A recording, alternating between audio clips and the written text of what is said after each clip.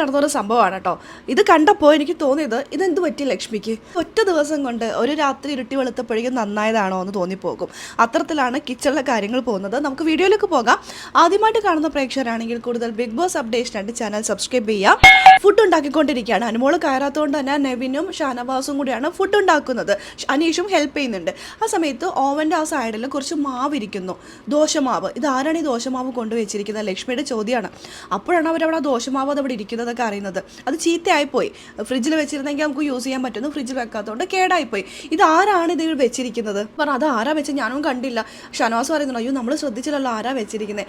ആരോ അത് വെച്ചിട്ടുണ്ട്.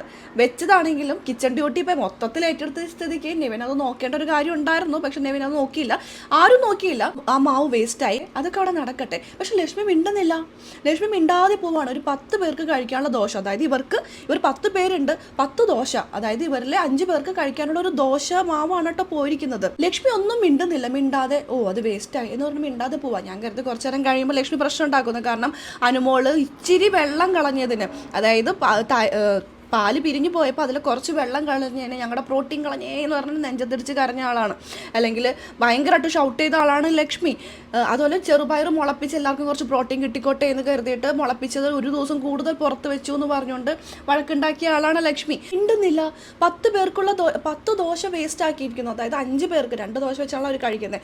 അങ്ങനെ ആകുമ്പോൾ 5 പേർക്ക് കഴിക്കാനുള്ള ഫുഡാണ് വേസ്റ്റ് ആയിരിക്കുന്നത്. ലക്ഷ്മി മിണ്ടാതെ അങ്ങോട്ട് പോകുന്നു.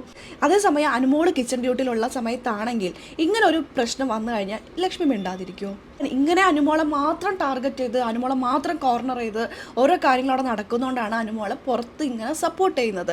അവരെത്രത്തോളം അനുമോളെ വീടിനകത്ത് ഇട്ടിട്ട് ഇങ്ങനെ ചെയ്യുന്നോ അത്രത്തോളം പ്രേക്ഷക സപ്പോർട്ട് പുറത്ത് കൂടിക്കൊണ്ടിരിക്കും. ദോശമാവ് പൊങ്ങി വന്ന് ആരെങ്കിലും നോമിനേഷനിലോ മറ്റെന്തെങ്കിലും ഹൈലൈറ്റ് ചെയ്യാൻ സാധ്യത ഉണ്ടോ? നമുക്ക് നോക്കാം. അനുമോളല്ലാത്തതുകൊണ്ട് ചിലപ്പോൾ അത് കുഴിച്ചു മൂടി കളയാൻ സാധ്യതയുണ്ട്.